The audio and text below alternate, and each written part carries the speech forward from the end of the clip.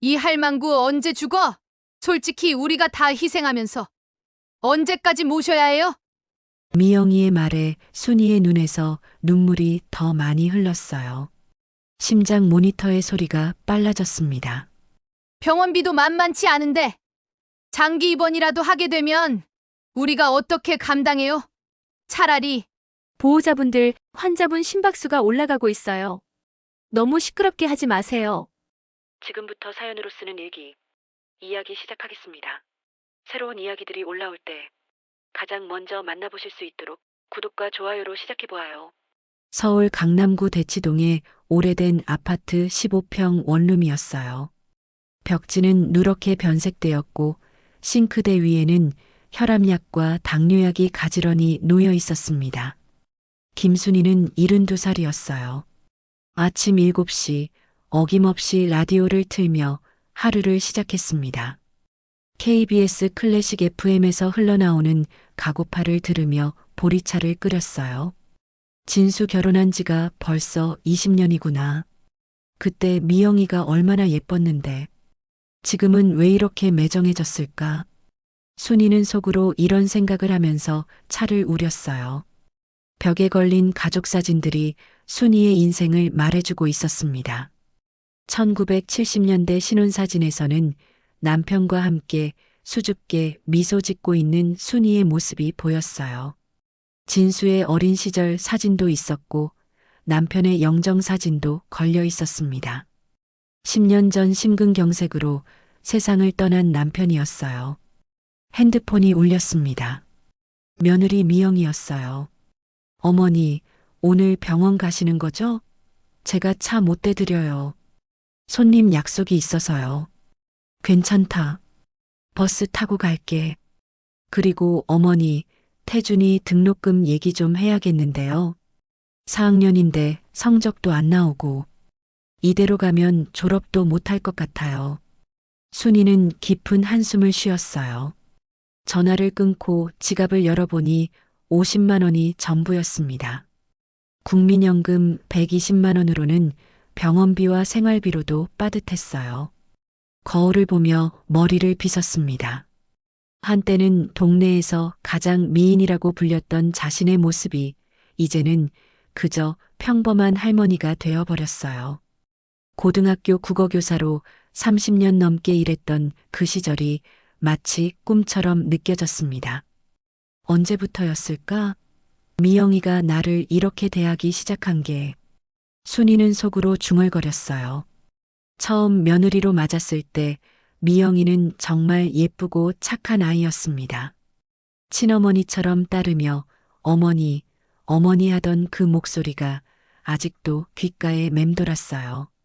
부엌에서 아침을 준비하며 순이는 과거를 떠올렸습니다. 1995년 IMF 때였어요. 남편이 회사에서 정리해고를 당했을 때 순이가 과외와 학원 강사로 벌어서 진수를 대학까지 보냈던 기억이 새록새록 났어요. 새벽 5시까지 과외를 하며 등록금을 마련했던 그 힘든 시절 말이에요. 그때는 가족이 하나였는데 순이는 혼잣말을 하며 밥을 차렸어요. 혼자 먹는 아침 식사는 언제나 쓸쓸했습니다. 예전에는 남편과 함께, 진수가 어릴 때는 세 식구가 함께 둘러앉아 밥을 먹었는데 말이에요. 텔레비전을 켰습니다. 아침 뉴스에서는 부동산 가격 이야기가 나오고 있었어요. 대치동 집값이 또 올랐다는 소식이었습니다. 순이가 살고 있는 이 작은 원룸도 가격이 많이 올랐겠지요.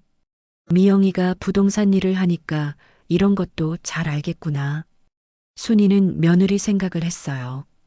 미영이는 부동산 중개업소를 운영하고 있었습니다. 장사는 잘 되는 편이었지만 요즘 들어 순이에게는 더욱 차갑게 대하고 있었어요. 벽시계를 보니 8시 30분이었습니다. 병원 예약 시간이 10시였으니 서둘러 준비해야 했어요. 순이는 평소보다 조금 더 신경 써서 옷을 골랐습니다. 남편이 살아있을 때 사준 코트를 꺼내 입었어요. 10년이 지났지만 아직도 깔끔했습니다. 현관에서 신발을 신으며 순이는 다시 한번 한숨을 쉬었어요. 오늘도 혼자 병원에 가야 했습니다. 예전에는 진수나 미영이가 함께 갔었는데 언제부터인가 혼자 다니게 되었어요. 나이가 들면 이런 건가? 순이는 중얼거리며 집을 나섰습니다. 복도에서 이웃 할머니를 만났어요. 순이 씨, 오늘도 병원 가세요? 네, 정기 검진이에요. 아들이나 며느리는 안 따라가나요? 바쁘다고 하네요. 이웃 할머니는 안쓰러운 표정을 지었습니다. 순이는 괜찮다는 듯 웃어 보였지만 마음 한구석이 쓸쓸했어요. 서울대병원 내분비내과였어요. 30년간 다니던 병원이지만 오늘은 왠지 더 무겁게 느껴졌습니다. 순이는 진료실 앞에서 번호표를 들고 기다리고 있었어요. 12번 김순이 환자분. 간호사가 불렀습니다. 순이는 천천히 일어나 진료실로 들어갔어요. 김순이 환자분, 혈당 수치가 많이 올랐네요. 200을 넘었습니다. 스트레스를 많이 받으셨나요? 의사가 검사 결과지를 보며 말했어요. 요즘 좀 그랬습니다. 순이는 조심스럽게 대답했어요. 사실 며느리와의 관계 때문에 스트레스를 많이 받고 있었지만 그런 이야기를 의사에게 할 수는 없었습니다. 이런 식으로 가면 합병증이 올 수 있어요. 당뇨병성 신증이나 망막병증 같은 건 말이에요. 가족들 도움이 필요할 것 같은데요. 의사의 말에 순이는 고개를 끄덕였어요. 하지만 마음 한편으로는 씁쓸했습니다. 가족들이 도움을 줄까 싶었거든요. 약을 조금 더 강하게 처방해 드릴게요. 그리고 일주일 후에 다시 오세요. 네, 알겠습니다. 병원에서 나와 버스 정류장에서 기다리는데 갑자기 어지러움이 몰려왔어요. 혈당이 급격히 떨어진 것 같았습니다. 순이는 벤치에 앉으려고 했지만 몸이 휘청거렸어요. 할머니, 괜찮으세요? 얼굴이 너무 창백해요. 지나가던 젊은 남자가 순이를 부축해 주었어요. 고맙습니다. 잠깐 어지러워서. 병원에서 나오시는 길이죠? 혹시 약 드셔야 하는 거 아니에요? 젊은 남자는 친절하게 물었어요. 순이는 가방에서 사탕을 꺼내 먹었습니다. 조금 나아지는 것 같았어요. 정말 고맙습니다. 이제 괜찮아요. 집까지 모셔다 드릴까요? 아니에요, 괜찮습니다. 버스를 타고 집에 가는 동안 순이는 계속 기분이 우울했어요. 병원에서 받은 충격적인 검사 결과 때문이기도 했지만 무엇보다 혼자라는 생각이 들어서였습니다. 집에 도착해서 진수에게 전화했어요. 진수야, 오늘 병원에서 혈당이 많이 올랐다고 하는구나. 어머니, 지금 회사에서 중요한 회의 중이에요. 나중에 얘기해요. 진수의 목소리는 차갑고 바빴어요. 순이는 더 자세히 설명하고 싶었지만 전화가 끊어졌습니다. 내가 이 집안에서 정말 필요한 사람일까? 아니면 그냥 짐일까? 순이는 속으로 생각했어요. 멍하니 앉아 있다가 미영에게도 전화해 보았습니다. 어머니, 혈당 높은 건 약 먹으면 되는 거 아니에요? 저 지금 계약서 쓰는 중이라 바빠요. 미영의 목소리도 성가신 듯 했어요. 순이는 의사가 말한 합병증 위험에 대해 얘기하려 했지만 미영이 먼저 전화를 끊어버렸습니다. 그날 밤 순이는 오래된 일기장을 꺼내 읽었어요. 1995년 IMF 당시 남편이 회사에서 정리해고 당했을 때의 기록들이 빼곡히 적혀 있었습니다. 오늘도 새벽 5시까지 과외를 했다. 진수 등록금을 마련하기 위해서 내 허리가 아픈 것도 참고. 일기를 읽으며 순이는 그때의 힘든 기억들이 되살아났어요. 남편이 실직한 후 가게를 책임져야 했던 그 시절 말이에요. 고등학교 교사 월급만으로는 부족해서 밤늦게까지 과외를 했었습니다. 그때 진수는 고등학생이었지. 순이는 중얼거렸어요. 아들이 친구들과 어울려 놀고 싶어 했지만 학원비를 아끼기 위해 집에서 공부하게 했던 기억이 났습니다. 미안한 마음에 더 열심히 일했었어요. 다음 장의 일기를 펼쳤습니다. 진수가 대학에 합격했다. 서울대 공가대학. 등록금이 많이 들지만 대출을 받아서라도 보내야겠다. 내 아들이 성공하는 모습을 보고 싶다. 그때의 기쁨과 걱정이 동시에 느껴졌어요. 대학 등록금을 마련하기 위해 정말 많은 고생을 했었습니다. 새벽 과외에 주말 학원 강의까지 몸이 부서져라 일했었어요. 20년 전 진수 결혼할 때도 순이는 또 다른 기억을 떠올렸어요. 진수가 미영이와 결혼할 때 신혼집 마련비로 5천만 원을 빌려줬던 일 말이에요. 당시에는 정말 큰 돈이었습니다. 남편의 퇴직금과 순이가 모아둔 적금을 모두 털어서 마련한 돈이었어요. 그땐 정말 행복했는데 신혼 초 미영이는 정말 착한 며느리였어요. 매일 안부 전화를 하고 명절에는 미리 와서 음식 준비를 도와주었습니다. 어머니 사랑해요라고 말하기도 했었어요. 하지만 언제부터인가 미영이가 변하기 시작했습니다. 처음에는 바쁘다는 핑계로 연락이 줄어들더니 나중에는 만나기도 어려워졌어요. 특히 태준이가 태어난 후부터는 더욱 소원해졌습니다. 순이는 일기장을 덮고 창밖을 바라봤어요. 깜깜한 밤하늘에 별 몇 개가 반짝이고 있었습니다. 남편이 살아있을 때는 이런 밤에 함께 차를 마시며 이야기를 나누곤 했었는데 말이에요. 여보, 나 어떻게 해야 할까요? 순이는 혼잣말로 죽은 남편에게 물었어요. 대답은 없었지만 마음이 조금 편해지는 것 같았습니다. 일주일 후였어요. 순이의 혈당이 더욱 악화되어 응급실에 실려갔습니다. 새벽 2시 병원에서 가족들을 불렀어요. 순이는 산소 마스크를 쓰고 의식이 몽롱한 상태였습니다. 하지만 희미하게 들리는 진수와 미영이의 대화를 들을 수 있었어요. 응급실 복도에서 두 사람이 속삭이듯 말하고 있었습니다. 여보, 이제 어머니 혼자 사시기 힘든 것 같아요. 요양원을 알아봐야 할 것 같은데. 미영이의 목소리였어요. 순이의 심장이 쿵쾅거렸습니다. 요양원이요? 그런 얘기를 지금 해야 하나요? 진수가 당황스러운 듯 대답했어요. 현실적으로 생각해봐요. 어머니가 우리한테 얼마나 부담인지 아세요? 태준이 등록금도 마련해야 하고 우리도 나이 들어가는데 노후 준비도 해야 하고. 미영이의 목소리에는 짜증이 섞여 있었어요. 순이는 눈을 감고 있었지만 눈물이 흘러내렸습니다. 그래도 뭐예요? 이 할망구 언제 죽어? 솔직히 우리가 다 희생하면서 언제까지 모셔야 해요? 미영이의 말에 순이의 눈에서 눈물이 더 많이 흘렀어요. 심장 모니터의 소리가 빨라졌습니다. 병원비도 만만치 않은데 장기 입원이라도 하게 되면 우리가 어떻게 감당해요? 차라리 보호자분들, 환자분 심박수가 올라가고 있어요. 너무 시끄럽게 하지 마세요. 간호사가 주의를 주었어요. 미영이와 진수는 조금 떨어진 곳으로 이동했지만 순이는 여전히 들을 수 있었습니다.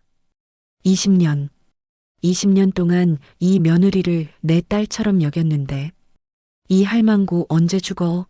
라니. 순이는 속으로 울부짖었어요. 그 순간 결심했습니다. 의식이 돌아오면서도 계속 잠든 척하기로 한 거예요. 그리고 몰래 핸드폰 녹음 기능을 켰습니다. 어차피 어머니 재산도 별로 없잖아요. 그 좁은 원룸 말고는. 차라리 빨리 정리하고 우리 생활에 집중하는 게 낫지 않을까요? 미영이의 말이 녹음되기 시작했어요. 순이는 핸드폰을 이불 속에 숨기고 계속 듣고 있었습니다. 미영 씨, 그런 말씀은 진수 씨도 알잖아요. 어머니 때문에 우리가 얼마나 제약을 받는지. 여행도 못 가고 외식도 맘대로 못 하고 그래도 어머니인데. 어머니는 어머니지만 현실이 있잖아요. 태준이 취업 준비하는 것도 돈 들고 우리 집 대출 이자도 올랐고 순이는 녹음을 계속했어요. 미영이의 진짜 속마음이 드러나고 있었습니다. 솔직히 말해서 어머니가 돌아가시면 그 집 팔아서 태준이 전세 얻어주고 우리 대출도 좀 줄일 수 있잖아요. 미영 씨, 뭐가 잘못됐어요? 다들 속으로는 그런 생각하면서 겉으로만 효자효부 행세하는 거 아니에요? 순이의 가슴이 터질 것 같았어요. 하지만 계속 참고 들어야 했습니다. 어머니 나이가 72인데 몇 년 더 사실 수 있겠어요? 그동안 우리가 얼마나 고생해야 하는데. 그때 태준이가 뛰어왔어요. 아빠, 엄마, 할머니는 어떻게 되신 거예요?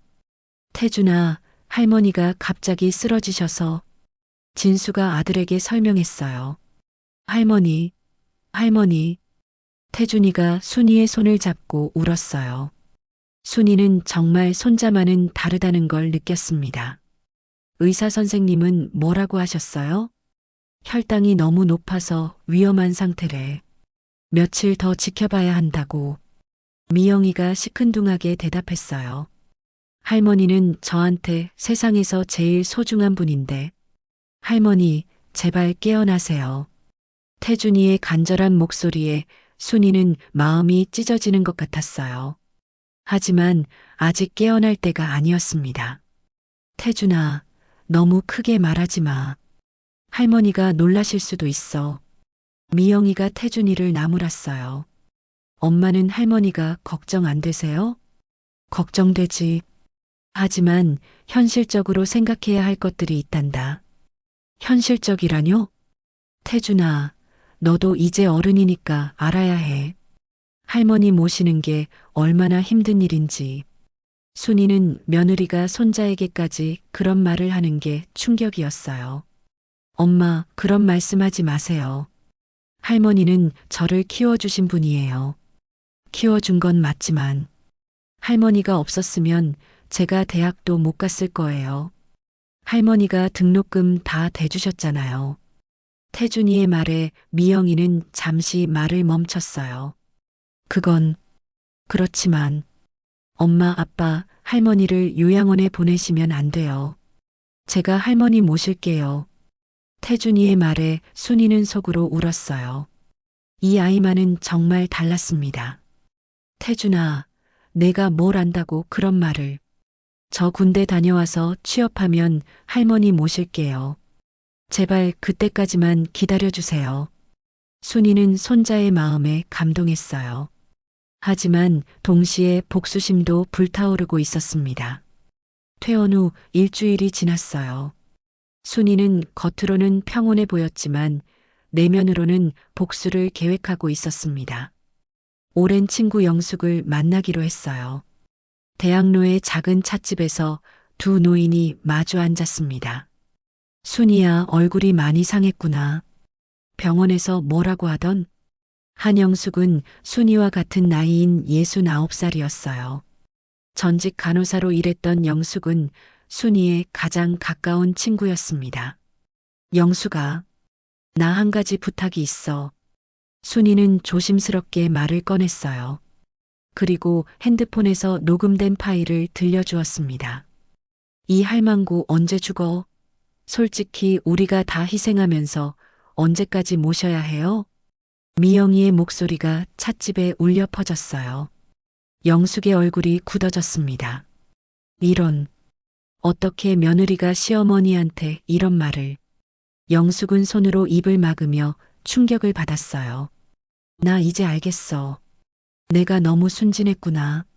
순이의 목소리에는 분노가 섞여 있었어요. 그래서 뭘 하려고? 내가 죽는 신용이라도 해볼까 해서.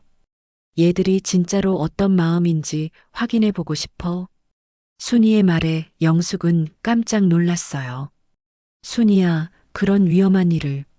영숙아, 너 간호사 출신이니까 알잖아.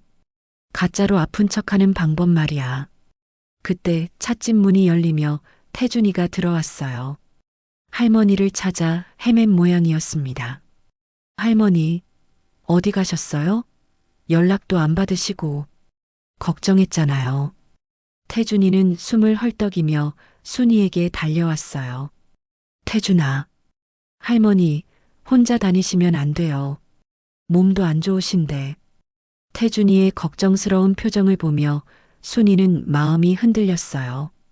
할머니, 아빠랑 엄마가 할머니 요양원 보내려고 한다던데 그건 절대 안 돼요. 제가 막을게요. 태준이의 말에 순이는 손자의 진심 어린 눈을 보았어요.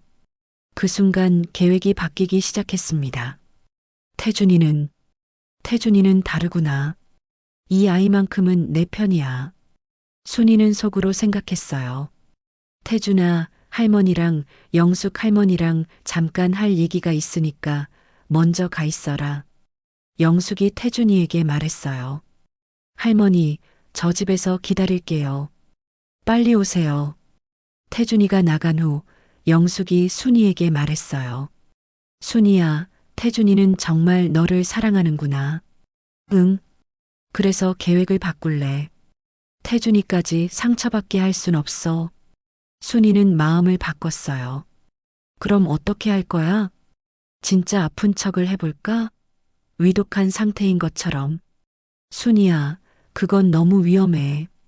잘못하면 정말로. 영수가, 너 의료진이었잖아. 안전하게 할 수 있는 방법이 있을 거야. 순이는 친구를 설득했어요. 예를 들어서 시한부 진단서 같은 거 만들 수 있지 않을까? 순이야, 그건 불법이야. 불법이라도 해야겠어. 이 상황에서 나한테 남은 건 이것뿐이야. 순이의 목소리에는 절박함이 있었어요. 내가 20년 동안 얼마나 그 며느리를 위해 살았는데, 내 친딸보다 더 아꼈는데. 순이는 눈물을 흘렸어요. 영숙도 마음이 아팠습니다. 순이야, 정말 그렇게 하고 싶다면 내가 도와줄게. 영수가, 대신 조건이 있어. 태준이한테는 절대 비밀이야. 그리고 정말 위험해지면 바로 중단하는 거야. 고마워, 영수가. 넌 정말 내 친구야. 두 사람은 자세한 계획을 세우기 시작했어요. 영숙은 간호사 출신의 지식을 활용해 안전한 방법을 생각해냈습니다. 일단 가짜 혈액 검사 결과를 만들어야겠어. 내가 아는 검사실 직원이 있거든. 정말 가능해? 응. 그리고 너는 점점 쇠약해지는 연기를 해야 해. 식사량을 줄이고 자주 누워있고. 알겠어. 하지만 순이야, 정말 몸 상하지 않도록 조심해야 해. 당뇨 환자가 무리하면 정말 위험하거든. 영숙의 걱정스러운 목소리에 순이는 고개를 끄덕였어요. 걱정하지 마. 나도 바보는 아니야. 그리고 순이야, 이 일이 끝나면 어떻게 할 거야?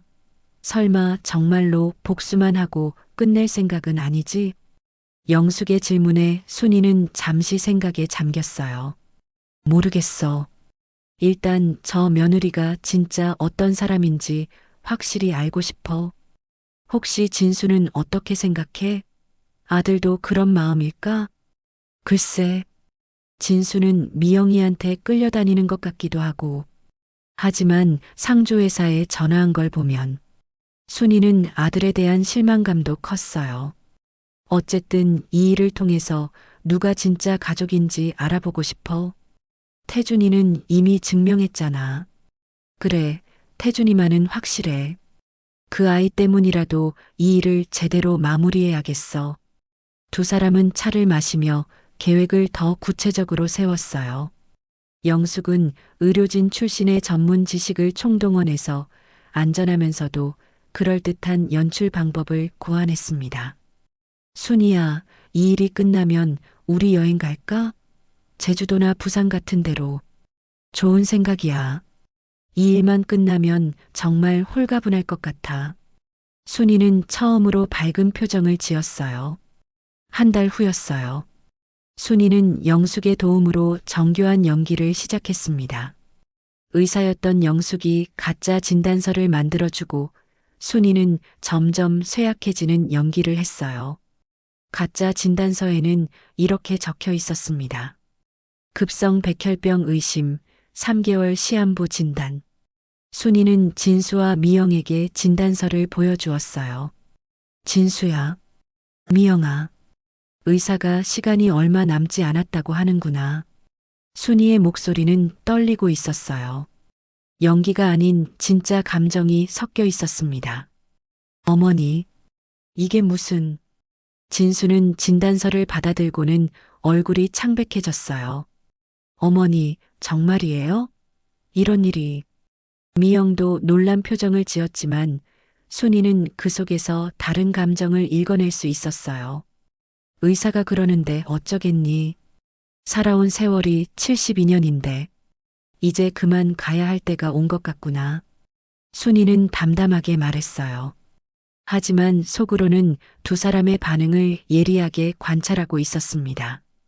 그날 밤 미영과 진수의 대화는 순이의 예상과 달랐어요. 아니, 예상보다 더 충격적이었습니다.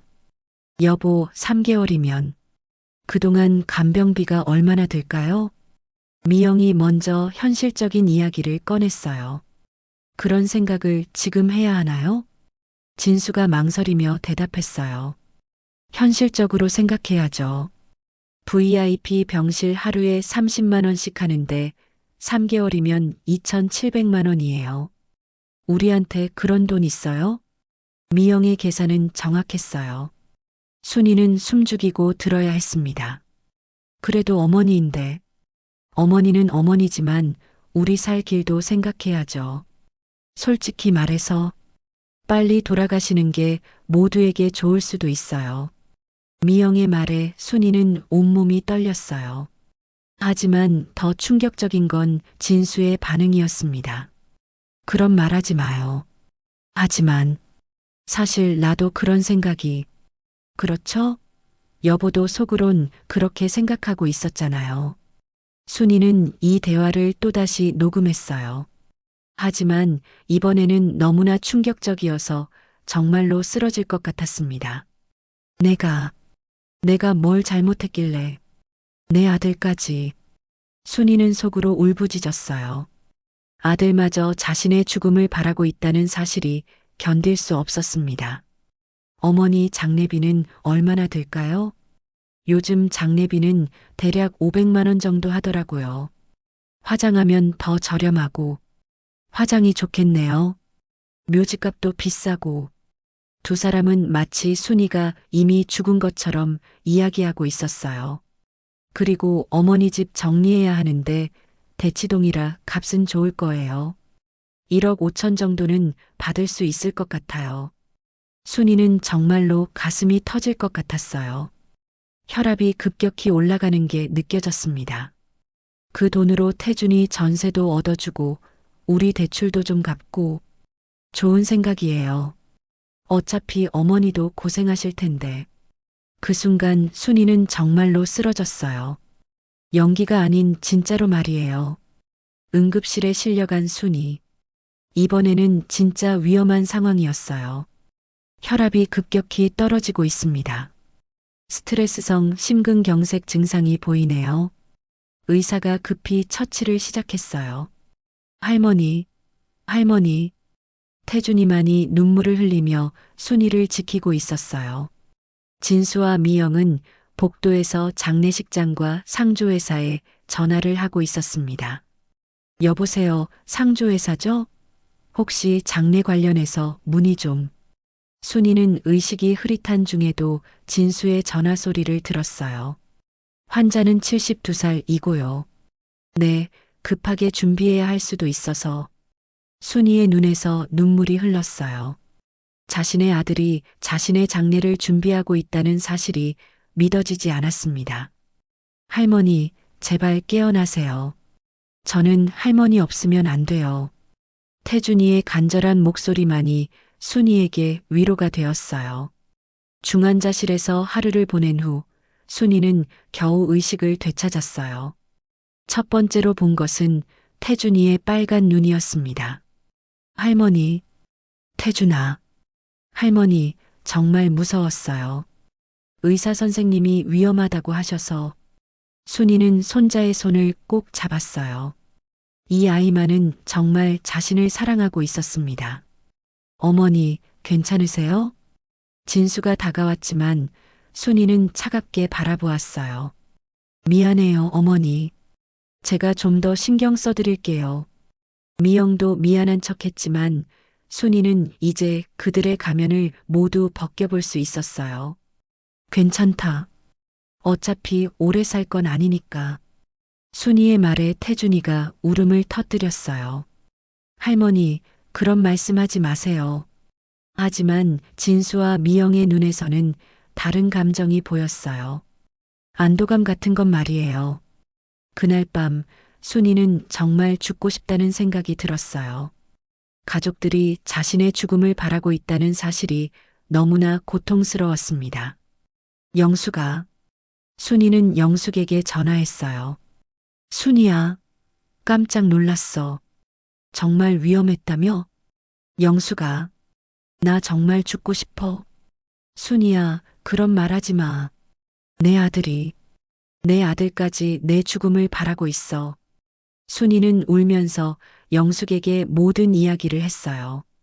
순이야, 진정해. 이제 진짜 복수할 때가 온 거야.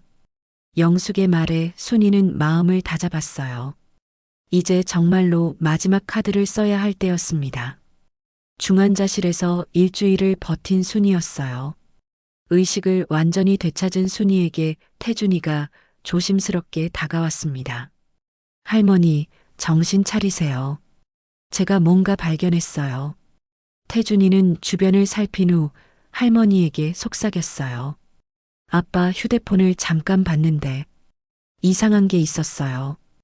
태준이는 아버지 진수의 휴대폰에서 발견한 메시지들을 순이에게 보여주었어요. 아빠가 상조회사랑 통화한 기록이에요. 그리고 이것도 보세요. 태준이가 보여준 것은 미영이 부동산 중개업소 동료와 나눈 카카오톡 대화 내용이었어요. 미영의 메시지에는 이렇게 적혀 있었습니다. 시어머니 원룸 위치가 대치동이라 1억 5천은 받을 것 같아. 빨리 정리되면 좋겠는데. 동료가 답했어요. 아직 살아계시잖아. 미영이 다시 답장했어요. 그러게. 답답해 죽겠어. 순이의 눈에서 분노의 눈물이 흘렸어요. 하지만 이번에는 슬픔보다는 분노가 더 컸습니다. 태준아, 고맙다. 할머니, 저는 절대 이런 생각 안 해요. 할머니는 저에게 세상에서 제일 소중한 분이에요. 태준이의 진심 어린 말에 순이는 마음이 따뜻해졌어요. 태준아, 넌 정말 착한 아이구나. 그때 영숙이 병실을 찾아왔어요. 순이야, 너 괜찮아? 영숙아, 와줘서 고마워. 영숙은 태준이를 보고는 잠시 밖으로 나가자고 했어요. 태준아, 할머니랑 잠깐 얘기할 게 있으니까 복도에서 기다려줄래? 네, 영숙 할머니. 태준이가 나간 후 영숙이 순이에게 말했어요. 순이야, 내가 뭔가 발견했어. 영숙이 가져온 것은 20년 전 순이가 진수 결혼 자금으로 빌려준 5천만 원 차용증이었어요. 이걸 어디서 찾았어? 내 집 서랍장에서 찾았어. 열쇠를 맡겨놨잖아. 순이는 차용증을 자세히 살펴봤어요. 1999년에 작성된 것으로 진수의 서명과 도장이 선명하게 찍혀 있었습니다. 내가 이걸 가지고 있었는지도 까먹었겠지만 법정 이자까지 계산하면 지금 2억이 넘어. 영숙의 말에 순이는 놀랐어요. 정말? 응. 내가 변호사 친구한테 물어봤는데 법정 최고금리로 계산하면 2억 3천만 원 정도 된다고 하더라. 당시 집값이 지금의 10분의 1이었던 시절 5천만 원은 정말 엄청난 돈이었어요. 순이가 남편의 퇴직금과 자신이 평생 모은 적금을 모두 털어서 마련한 돈이었습니다. 이걸로 뭘 하자는 거야? 복수할 수 있어. 법적으로 영숙의 말에 순이는 생각에 잠겼어요. 그런데 영수가 나 한 가지 더 발견한 게 있어. 순이는 미영이와 진수의 대화를 녹음한 파일들을 영숙에게 들려주었어요. 이 할망구 언제 죽어? 빨리 돌아가시는 게 모두에게 좋을 수도 있어요. 녹음을 들은 영숙의 얼굴이 굳어졌어요. 순이야, 이건 정말 심각해. 그렇지? 이제 확실히 알겠어. 얘들이 진짜로 어떤 마음인지. 순이는 이제 복수할 준비가 되었어요. 하지만 단순한 보복이 아닌 가족들에게 진정한 깨달음을 주고 싶었습니다.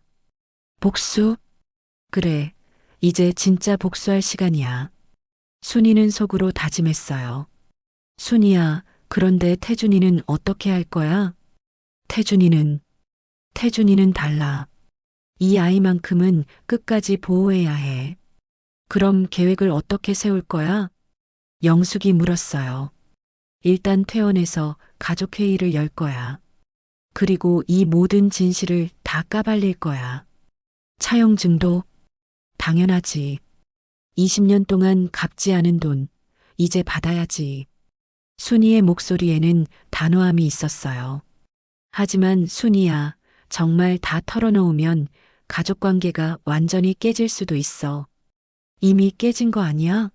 나를 짐짝 취급하고 내 죽음을 바라는 가족이 무슨 가족이야? 순이는 분노를 숨기지 않았어요. 그렇다면 나는 내 편이야. 끝까지 도와줄게. 영숙의 말에 순이는 고마워했어요. 고마워, 영숙아. 넌 정말 내 친구야. 그런데 순이야, 복수 후에는 어떻게 할 거야? 정말로 가족과 완전히 등 돌릴 거야? 영숙의 질문에 순이는 잠시 생각했어요. 모르겠어. 일단 진실을 다 밝히고 나서 생각해 볼게. 하지만 적어도 내가 호락호락한 할머니가 아니라는 걸 보여줘야겠어. 태준이가 상처받을 수도 있어. 태준이한테는 미리 설명해 줄 거야. 이 아이만큼은 이해해 줄 거라고 믿어. 순이는 손자에 대한 믿음이 있었어요. 그날 밤 순이는 오랫동안 잠들지 못했어요. 20년간 쌓인 배신감과 분노, 그리고 앞으로 벌어질 일들에 대한 걱정 때문이었습니다. 여보, 내가 제대로 하고 있는 건가요? 순이는 죽은 남편에게 물었어요. 대답은 들리지 않았지만 마음속 깊은 곳에서 용기가 솟아났습니다. 이제 정말로 마지막 승부를 벌여야겠어. 순이는 마침내 결심했어요. 그동안 참았던 모든 것을 쏟아낼 때가 온 것입니다. 퇴원한 순이는 가족회의를 소집했어요. 진수, 미영, 태준 그리고 변호사로 미영의 오빠 박상철까지 참석했습니다. 거실에 모인 가족들 앞에서 순이는 평소와는 완전히 다른 모습이었어요. 단호하고 냉정한 표정이었습니다. 오늘 여러분께 할 말이 있어서 불렀습니다. 순이의 목소리에는 떨림이 없었어요. 어머니, 몸도 안 좋으신데 무슨... 미영이 걱정스런 척 말했지만 순이는 차갑게 바라보았어요. 진수야, 20년 전 내 결혼할 때 내가 빌려준 5천만 원 기억나니? 갑작스러운 질문에 진수의 얼굴이 굳어졌어요. 그건 어머니가 주신 거 아니었나요? 아니다. 분명히 빌려준 거였어. 여기 차용증이 있으니까. 순이는 20년 전 차용증을 꺼내 테이블 위에 놓았어요. 진수의 서명과 도장이 선명하게 찍힌 증거였습니다. 박상철 변호사의 얼굴이 변했어요. 이모님, 이건 법정 이자까지 하면 상당한 액수가 될 텐데요. 2억 3천만 원 정도 되더군요. 순이의 말에 미영이 깜짝 놀랐어요. 어머니, 갑자기 이게 무슨... 잠깐만. 아직 끝나지 않았어. 순이는 미영이의 말을 자르고 휴대폰을 꺼냈어요. 그리고 이것도 들어보세요. 순이가 휴대폰에서 녹음 파일을 재생했어요. 미영이 이 할망구 언제 죽어? 라고 말하는 장면이 거실에 울려 퍼졌습니다. 이 할망구 언제 죽어? 솔직히 우리가 다 희생하면서 언제까지 모셔야 해요? 방안이 정적에 휩싸였어요. 미영이의 얼굴이 새하얗게 변했습니다. 어머니, 언제 이걸? 병원에서 의식 없는 척 하면서 다 들었어. 20년 동안 너를 내 딸처럼 여겼는데. 순이의 목소리에는 깊은 실망이 담겨 있었어요. 어머니, 미영이가 그런 뜻으로 한 말이 아니에요. 진수가 변명했지만 순이는 더 많은 녹음 파일을 재생했어요. 빨리 돌아가시는 게 모두에게 좋을 수도 있어요. 사실 나도 그런 생각이. 진수의 목소리까지 들려오자 태준이가 충격에 빠졌어요. 아빠, 정말 그런 말을 하셨어요? 태준아, 그건. 진수야, 너도 마찬가지야. 상조회사에 전화한 것도 다 알고 있어. 순이는 차례차례 증거들을 내놓았어요. 그건 만약의 경우를 대비해서. 만약의 경우? 내가 빨리 죽기를 바라면서. 순이는 일어서며 마지막 폭탄을 던졌어요. 내가 유언장을 썼어. 내 모든 재산을 태준이한테 물려주고 진수한테는 20년 전 빌려준 돈 2억 3천만 원을 당장 갚으라고 했어. 어머니, 그럼 저희는 어떻게 살라고요? 미영이가 소리쳤어요. 너희들이 나한테 한 말 그대로 돌려주는 거야. 현실적으로 생각해봐라고 했잖아. 순이의 말에 미영이는 할 말을 잃었어요. 이모님, 잠깐만요. 이건 너무 감정적으로. 박상철이 개입하려 했지만 순이는 단호했어요. 상철 씨, 당신도 알겠지만 이 모든 게 법적으로 유효해요. 차용증도 있고 녹음 증거도 있고. 하지만 가족 간의 일을. 가족? 순이는 비웃었어요. 가족이 서로의 죽음을 바라나요? 태준이가 눈물을 흘리며 일어났어요. 할머니, 저는 정말 몰랐어요. 아빠와 엄마가 이런 생각을 하고 있는 줄. 태준아, 넌 달라. 너만은 진짜 내 가족이야. 순이는 손자를 따뜻하게 바라봤어요. 할머니, 저 군대 다녀와서 할머니 모실게요.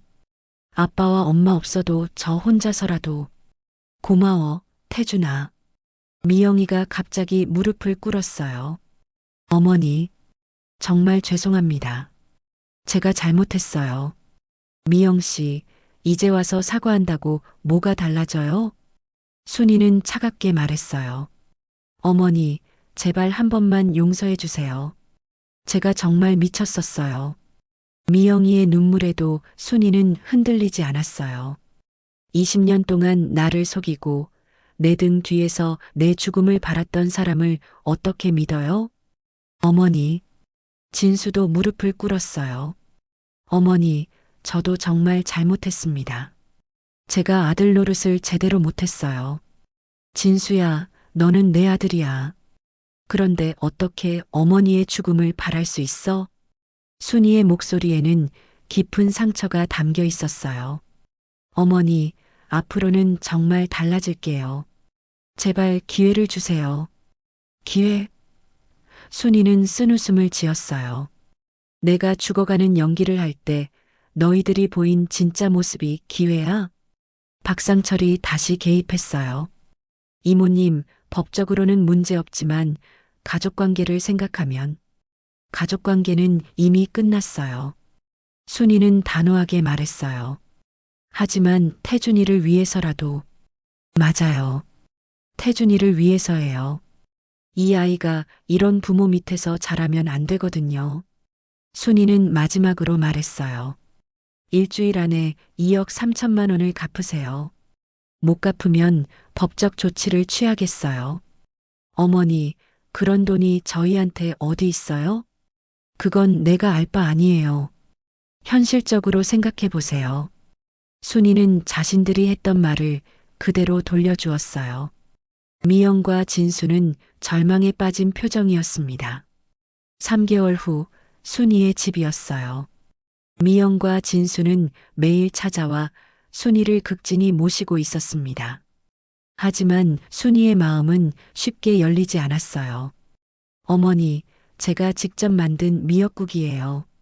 미영이 조심스럽게 말했어요. 고맙긴 한데 너무 짜다. 순이는 여전히 차가운 반응이었어요. 어머니, 병원 모셔다 드릴게요. 진수가 말했지만 순이는 고개를 저었어요. 괜찮다. 태준이랑 갈 거야. 태준이는 군대에 가기 전까지 할머니 곁을 지키고 있었어요. 매일 병원에 모시고 다니며 정성껏 돌보고 있었습니다. 할머니, 약 드실 시간이에요. 고마워, 태준아. 순이는 손자에게만은 따뜻했어요. 그런 어느 날 미영이 혼자 찾아와 무릎을 꿇었어요. 어머니, 정말 죄송합니다. 제가 너무 못된 며느리였어요. 미영이의 눈에서 진짜 눈물이 흘렀어요. 지난 3개월 동안 순이를 모시면서 자신이 얼마나 잘못했는지 깨달았던 것입니다. 처음 결혼했을 때는 정말 어머니를 친어머니처럼 생각했어요. 그런데 언제부터인가 생활이 힘들어지고 돈 문제가 생기면서 어머니가 부담스럽게 느껴졌어요. 순이는 며느리의 고백을 조용히 들었어요. 하지만 어머니가 쓰러지고 나서야 깨달았어요. 어머니가 얼마나 소중한 분인지, 어머니 없으면 이 집이 아무 의미가 없다는 걸. 미영이의 목소리는 떨리고 있었어요. 어머니께서 태준이 등록금을 대주시고 저희 결혼 자금도 빌려주시고 그동안 얼마나 많은 도움을 받았는지 순이도 마음이 흔들리기 시작했어요. 미영아, 어머니, 앞으로는 정말 잘할게요. 진짜 친어머니처럼 모실게요. 순이는 며느리의 머리를 쓰다듬었어요. 20년 만에 처음으로 따뜻한 손길이었습니다.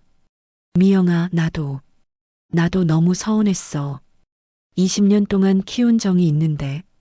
어머니, 하지만 그런 말을 들었을 때 정말 세상이 무너지는 것 같았어. 죄송해요. 정말 죄송해요. 그날 저녁 온 가족이 모여 식사를 했어요. 진수도 진심으로 사과했습니다. 어머니, 제가 아들 노릇을 제대로 못했습니다. 앞으로는 달라질게요. 진수야, 어머니 덕분에 제가 대학도 나오고 결혼도 하고 태준이도 키울 수 있었는데 정말 배은망덕했습니다. 진수의 사과에 순이는 고개를 끄덕였어요. 차용증은 찢어버렸어. 그리고 유언장도 다시 썼고. 순이의 말에 모두가 놀랐어요. 어머니, 돈이 중요한 게 아니야. 마음이 중요한 거지. 할머니, 태준이가 감동했어요. 태준아, 너는 할머니가 정말 자랑스럽다. 하지만 가족은 함께 사는 거야. 순이는 모든 것을 용서하기로 했어요. 어머니, 정말 감사합니다. 미영이 다시 눈물을 흘렸어요. 이제부터는 진짜 가족처럼 살자꾸나. 6개월 후 순이는 건강을 완전히 되찾았어요. 미영은 정말로 변했고 진수도 어머니를 극진히 모셨습니다. 매일 아침 미영이 안부 전화를 하고 주말에는 온 가족이 함께 시간을 보냈어요. 순이가 좋아하는 음식을 만들어 가져오고 병원에도 함께 다녔습니다. 복수는 결국 서로를 이해하게 만드는 거였구나. 이제야 진짜 가족이 된 것 같아. 순이는 속으로 생각했어요. 태준이가 군대에 가는 날 순이는 편지를 건넸어요. 할머니가 쓴 편지야. 군대에서 읽어봐. 편지 내용은 이랬어요. 태준아, 할머니는 너 때문에 살아갈 힘을 얻었어. 가족의 소중함을 일깨워줘서 고마워. 할머니가 아픈 척 했던 것도 복수한다고 했던 것도 결국은 우리 가족이 진짜 가족이 되기를 바라는 마음이었단다. 1년 후 순이는 동네 경로당에서 자신의 이야기를 들려주고 있었어요. 복수라는 게 상대방을 망하게 하는 게 아니라 서로의 마음을 돌아보게 하는 거더라고요. 경로당 할머니들이 관심 있게 들었어요. 그래서 지금은 어때요? 지금은 정말 행복해요. 며느리가 매일 안부 전화하고 아들은 주말마다 찾아오고 태준이는 군대에서 편지 써보내고 창밖으로 미영이 장을 보고 오는 모습이 보였어요. 순이를 보고 활짝 웃으며 손을 흔들었습니다. 어머님, 오늘 갈비찜 해드릴게요. 미영이 큰 소리로 말했어요. 얘가 참 시끄럽긴. 순이는 미소를 지으며 말했어요. 하지만 그 미소에는 따뜻함이 가득했습니다. 사람은 변할 수 있구나. 미운 마음도 고운 마음도 결국 마음 하나에 달린 거였어. 순이의 마지막 독백이었어요. 저녁이 되자 온 가족이 모였어요. 진수도 일찍 퇴근해서 왔고 태준이도 휴가를 나와 있었습니다. 어머니, 오늘 뭐 하고 싶으세요? 미영이 물었어요. 그냥 이렇게 다 같이 있는 게 좋다. 순이는 만족스러운 표정이었어요. 할머니, 제가 군대에서 배운 노래 불러드릴까요? 그래, 들려봐. 태준이가 노래를 부르자 모두가 박수를 쳤어요. 거실에는 웃음소리가 가득했습니다. 이제야 진짜 가족이 됐구나. 순이는 행복한 미소를 지었어요. 복수로 시작된 일이 결국 진정한 가족의 사랑으로 끝났습니다. 때로는 아픈 진실이 더 큰 행복을 가져다 주는 법이었어요. 오늘 이야기가 마음에 와닿으셨다면 구독과 좋아요로 응원해 주세요. 이 감동적인 이야기가 더 많은 사람들에게 전해질 수 있도록 주변에 공유해 주시면 여러분께도 좋은 일이 찾아올 거예요.